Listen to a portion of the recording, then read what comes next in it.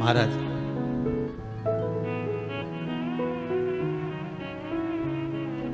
एक ही है संसार में जो तुम्हारे मुख पर तुम्हारे दोष बता सकता। कौन? जम के बोलिए जरा। गुरु। एक मां भी अपने बच्चे का दोष नहीं बताएगी, छुपा लेगी। एक पिता भी अपने बच्चे का दोष नहीं बताएगा, छुपा लेगा। अरे गुरु अपने शिष्य के सामने मुंह पर बोल देता है, तू ऐसा है, तूने क्यों ऐसा क्यों करा, तूने बात, तू मोबाइल का ज्यादा प्रयोग क्यों करता है, रख दिया कर, इतनी रात तक नहीं चलाना, ऐसा नहीं करना। केवल एक गुरु होगा जो बार बार टोकेगा, सतगुरु होगा जो बताएगा। और कुछ देर अगर गुरु के पास बैठो तो वो पक्का है तुमको धोने का प्रयास करेगा, निखारने का प्रयास करेगा अगर गुरु की शरण में। पर बहुत कम लोग होते हैं जो गुरु के पास जाकर बैठते हैं, क्योंकि उनको मालूम है अगर गुरु जी के पास जाकर बैठेंगे और कुछ बोल दिया तो, गुरु जी कुछ कह दिए तो, गुरु जी कुछ कहे तो वो गुरु निखारता है, खूब रगड़ता है, खूब मलता।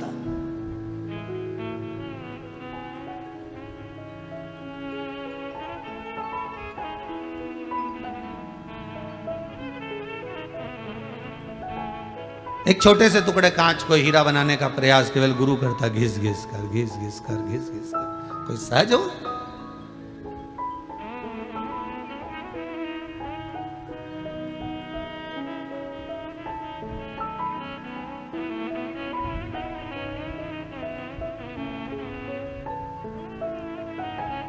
रुक्मणी जी को भगवान कृष्ण नहीं मिलते। मिलते क्या?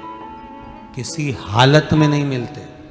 शिशुपाल बारात लेकर आया था, तैयारी हो गई रुक्मणी जी को शादी की, नगर सज गया, रुक्मणी जी के भी सारे साज सज गए, पूरे नगर में 15 दिन पहले से साज और धाज लग गए। रुक्मणी को कृष्ण नहीं मिलते। अगर सतगुरु ना मिलते रुक्मणी को, फिर रुक्मणी के एक बार रुक्मणी जी जब श्रृंगार करी और श्रृंगार कर कर एकांत में बैठी थी, तब रुक्मणी के गुरु आ गए और गुरु जी ने पूछ लिया, बेटा रुक्मणी, अये रुक्मन, ए रुक्मी, नरेश की पुत्री रुक्मणी, तू एकांत में बैठी रो रही है बेटा, क्या हो गया? गुरु बड़ा विचित्र होता है, दिल की बात को तुरंत जान जाता है। क्या हो गया तुझको, तू क्यों रो रही है?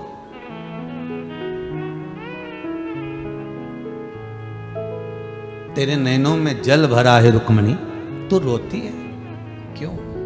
कारण क्या है? रुक्मणी जी कहती है, गुरुदेव अगर मैंने कहा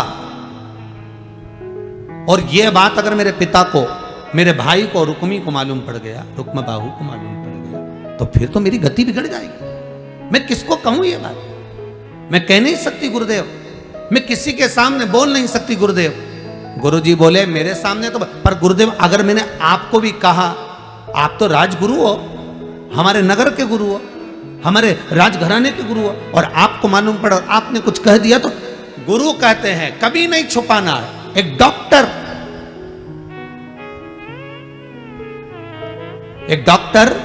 एक रसोईया, एक सदगुरु, इन तीन से कभी नहीं छुपाना। डॉक्टर से अगर रोग छुपाओगे तो बीमारी बढ़ेगी, आपने अगर रोग छुपा लिया तो बीमारी बढ़ना है। सब बता दो, सब जो जो हो रहा है सब बताओ, तो भी इलाज कर सकता है। तुम छुपा कर रखोगी, एक बीमारी बता दी तुमने, दूसरी नहीं बताई, दूसरी नहीं बताई, तीसरी नहीं बताई, तो छुपेगी तो बीमार होगी।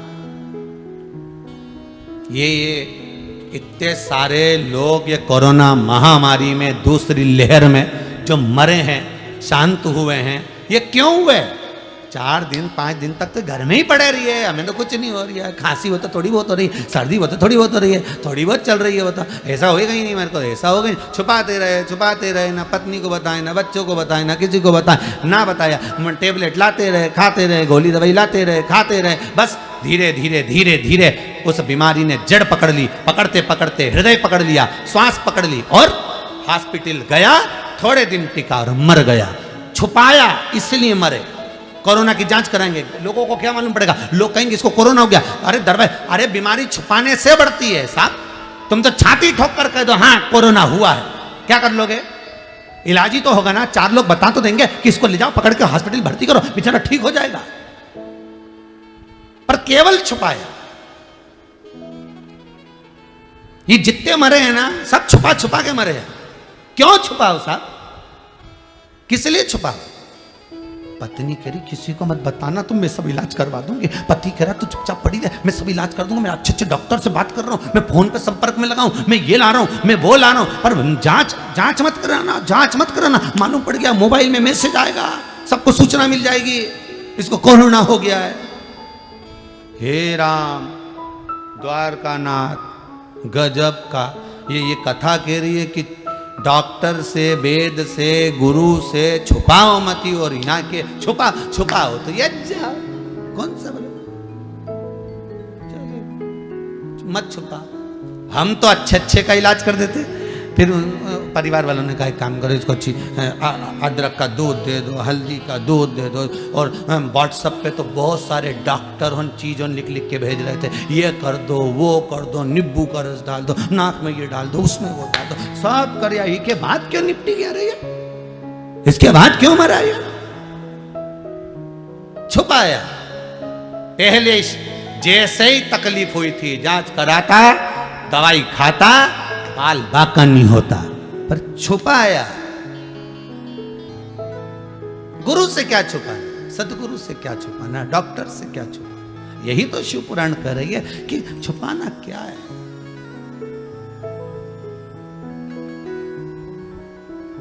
रोग आया है, बताओगे कम हो। कितना सुंदर कहा है अग्नि पुराण में, अपने दोष भगवान के सामने, गुरु के सामने, माता पिता के सामने, दुनिया के सामने गिना दोगे तो कट जाएगा। पाप दोष परमात्मा को, गुरु को बता देने पर कट जाता है। पुण्य दुनिया को, परमात्मा को, किसी को बता देने से छिन्नित हो जाता है। पुण्य भी नहीं बताया जाता, पुण्य किसी को बताना नहीं है, और पाप बता देना।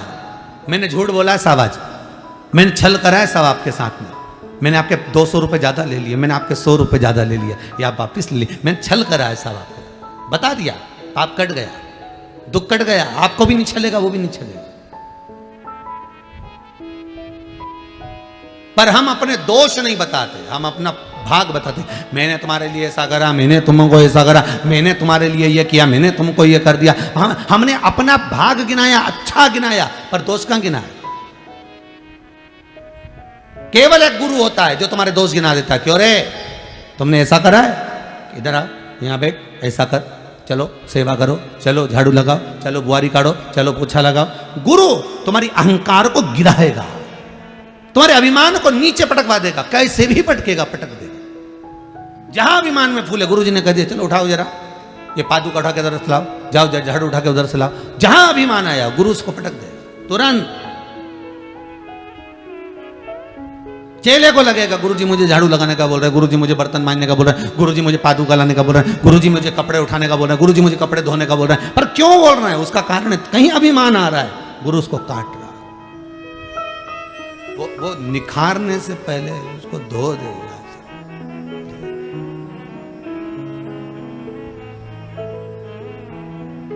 निखारना है उसको। कितना सुंदर लिखा है अग्नि पुराण में, स्वयं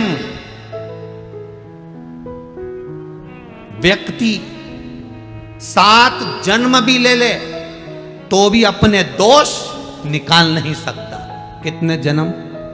जितने टीवी के सामने बैठे आस्था चैनल पर, 7 जन्म भी ले ले, अग्नि पुराण कहती है, तो भी व्यक्ति अपने दोष नहीं निकाल सकता।